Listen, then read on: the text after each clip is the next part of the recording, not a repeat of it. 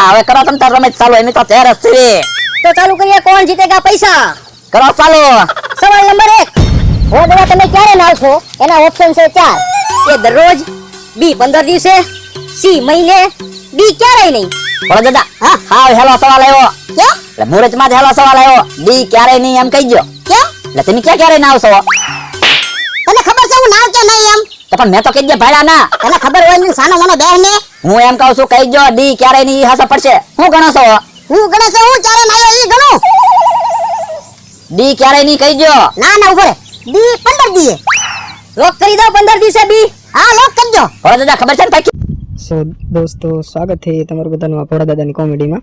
તો આ કોમેડી છે તે મસ્ત મજાની છે, કોણ બનેગા પૈસા વાળું. તો આ કોમેડીનો વિડીયો છે તે આખો જોજો, જેથી તમને આખી કોમેડીની છે તે સમજ પડી જાય. અને ભોળા દાદા જે કોમેડી કરી તે મિત્રો કંઈક અલગ જ લેવલની કોમેડી કરી છે.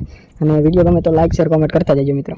15 દી પહેલા નયા હતા હા 15 દી પહેલા નયો તો કરું લોક હા કરી દો લોક તમારો તો લોક કિયા જાય બી 15 દી બિલકુલ સાચો જવાબ.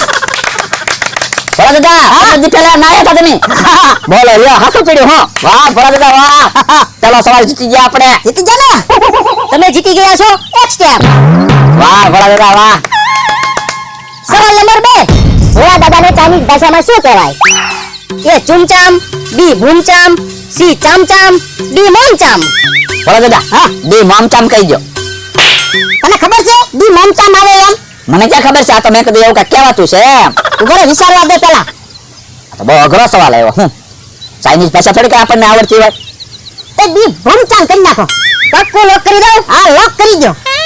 તો કમ્પ્યુટર જી લોક કિયા જાય ડી ભૂમચામ. બિલકુલ સહી જવાબ.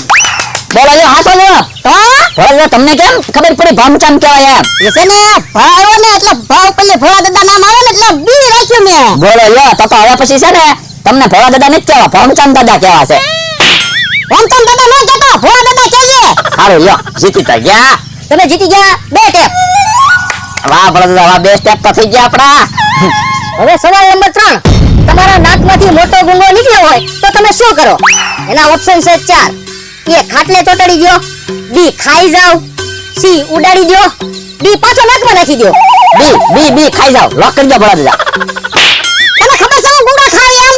પણ એ હેલો સવાલ છે તો લોક કરી દો બી. ભલે હેલો સવાલ હોય હું થોડો ગુંગા ખાતો હોય છે તો હું કરો ખાટલે સડાડો.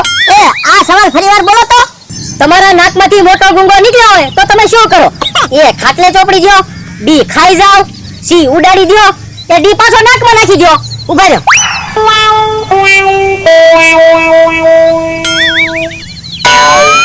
હા ઉડાડી દેવાનું.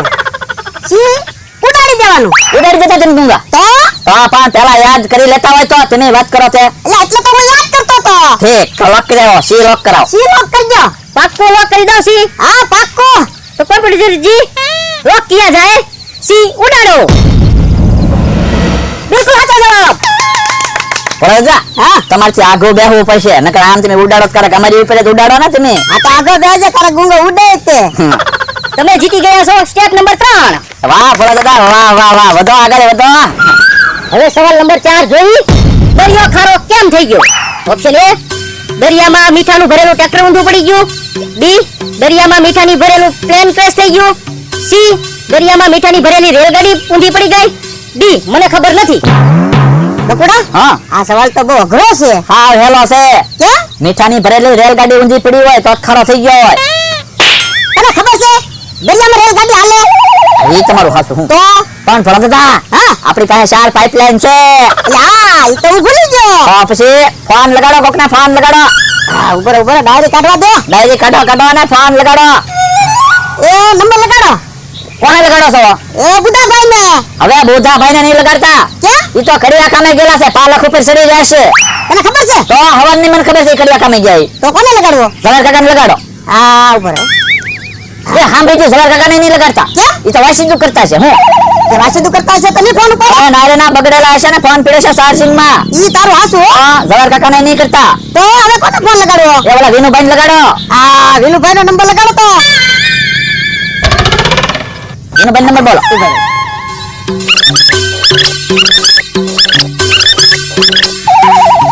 લગાડો બસ. સારું શું સાંભળી ગયો. ઈ તારું હાસુ હો બકુડા. હેલો હેલો વિનુભાઈ હા બોલો. હું કોણ જીતેગા પૈસામાંથી બોલું છું. બોલો બોલો. મારી સાથે બેઠા છે તમારા મિત્ર ભોળા દાદા. એ એક સવાલમાં અટવાણા છે તો એને જવાબ પૂછવા માટે તમારી સાથે વાત કરવા માંગે છે. તો એની સાથે વાત કરો. ભોળા દાદા વાત કરો. એ વિના, હા બોલો ભોળા દાદા. હવે ભાઈ જેથી પૈસા પોગાડીશ. લે ભોળા દાદા આપશું તમે બહુ ઉતાવળા. આપશું નહીં, તેથી તો ઘરે કડપ લેવા ઉતાવળા થઈ ગયા. ટ્રેક્ટર લઈને આવ્યા હતા અને પૈસા દેવાનું થાય તો પૈસા દેતા નથી. હું તમને દેવા આવતો હતો પણ ભોળા દાદા વપરાઈ ગયા. બોલો લે, તમારે તો કેવું છે ને વપરાઈ ગયા અને કડપ ક્યાં નથી? કડપ ભેહું ખાઈ ગઈ ભોળા દાદા. હું ખાઈ ગયો હોય તો ખાતર પગાડો. તો ભરી જાવ, તમારે ખાતર જોતું હોય તો ફેરો પડ્યો. એમ નહીં, તમારે કડપ જોતી હતી તો લેવા આવ્યા હતા ટ્રેક્ટર લઈને. હવે અમારે ખાતર હું ફેરો લેવા તમારે ન આવવાનું. તો અમે આવ્યા હતા તો તમારે ન આવવું જોઈએ, અમારે કડપ જોતી હતી અમે લઈ ગયા. બકુડા, હવે તું આને હારે વાત કરીને મારતું કાંઈક બીજું બોલાઈ જાય. એમ નહીં, આમાં તમે એને રસકાન બીજ દેવાનું કહેતા હતા. રસકાન બીજ જોવો તો દેખાડ. નો દેખાતો, ઈ તારું હાચું. અને કડપના પૈસા પગાડો. એ ભાઈ આપી દેવું ને વ્યાજ આવી. તો પણ કેદી આપશો એમ કે દુના તમે ફોને નહીં ઉપાડતા અને ભોળા દાદાનો ફોન આવે તો ફોને કરી દે થોડો સ્વિચ ઓફ. એ વાત તમારી હાચી પણ નથી તો ક્યાંથી આવવું મારે ન્યા. તો આને 7000 હાટો અમારે કઈ વારા ઘડીએ ઉઘરાણી ન કરવાની હોય. તો આ તમારી બધી હાચી ભોળા દાદાને હું આપી દઈશ. પૈસા અત્યારે નથી મારી પાસે. આ તો પૈસા ન હોય ને તો ભોળા દાદા એક સવાલ પૂછે ને એનો જવાબ આપી દો તો 7000 નથી જોતા. હું કેવું ભોળા દાદા? પૂછો જલ્દી પૂછો હાલો. એ છે ને દરિયો ખારો કેમ થઈ ગયો? દરિયામાં મીઠાની રેલગાડી ઊંધી પડી હતી કે મીઠાનું ભરેલું પ્લેન એમાં પડી ગયું હતું કે મીઠાનું ભરેલું ટ્રેક્ટર એમાં ઊંધું પડી ગયું હતું કે પછી ખબર નથી? મને ખબર નથી. એમ થોડું હાલે? 7000 રૂપિયા દેતા નથી ને મને ખબર નથી એમ કયો તમે? પણ મને નથી ખબર. હું કહો છો? પણ મને નથી ખબર. કાપી નાખ્યો ફોન. ભોળા એને કહી દીધું હું મને ખબર નથી એમ. હાસું હશે? ડી ડી ડી કહીજો મને ખબર નથી એમ. ડી મને ખબર નથી એને લોક કરી નાખો. પાક્કું લોક કરી દો. પાક્કું કરી નાખો. ડી મને ખબર નથી. તો કોમ્પ્યુટરજી લોક કરો. ડી મને ખબર નથી. બિલકુલ સાચો જવાબ. વાહ ભોળા દાદા વાહ. ઘોડા ગયા 7000 રૂપિયા ગયા તો આમાં તો એક સ્ટેપ આપણે આગળ વધી ગયા. હા વધો વધો આગળ હવે વધો. માલા માલ થઈને જવાનું છે. તો તમે 4 સ્ટેપ પાર કરી લીધા. હવે સવાલ નંબર 5. પૂછો પૂછો. ભોળા દાદાના હાથમાં કેટલી આંગળી છે? એ 8, બી 9, સી 10, ડી 11. 11. તને ખબર છે મારા હાથમાં કેટલી આંગળી છે? 11. 10 છે. આ જોવો તમે 10 9 8 7 6 6 5 11. તો પછી એટલે આંગળા તો 10 આવે ને એમ કેમ છું? તો એમ થાય જ ને મેં હમણાં તમને ગણાવ્યા કે નહીં 11? આ ત્યાં ભલે ગણાવ્યા તો પણ 11 જ આવે. ના ના 10 જ છે મારા આંગળા તો મારે હું હારી જાવ તમે? ના રે ના, હારી ક્યાંથી જાવી? 10 છે એટલે 10 જ કહું ને. તો કયો હારી જાવ કે નહીં? એને તો 11 કયો જીતી જાહો. તો આપણે પાઇપલાઇન લઈ લેવી તો? હા પાઇપલાઇન જે ત્રણ પડી હો. તો એક કામ કરો 500 રૂપિયા દઈને એક પાઇપલાઇન નો ઉપયોગ કરી નાખો. 500 રૂપિયા આપો એમ કયો અમને સવાલ બીજો આપો.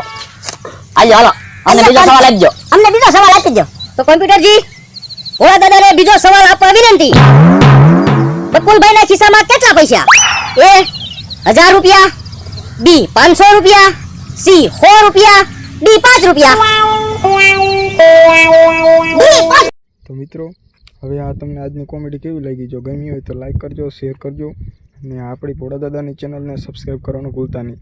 આપણે કારણ કે ભોળા દાદાના મોટા એવા ફેન છીએ માટે આપણી ચેનલને પણ સપોર્ટ કરો અને જલ્દીથી આ વિડીયો જોઈ લો. જોયું હોય તો લાઈક કરજો મિત્રો.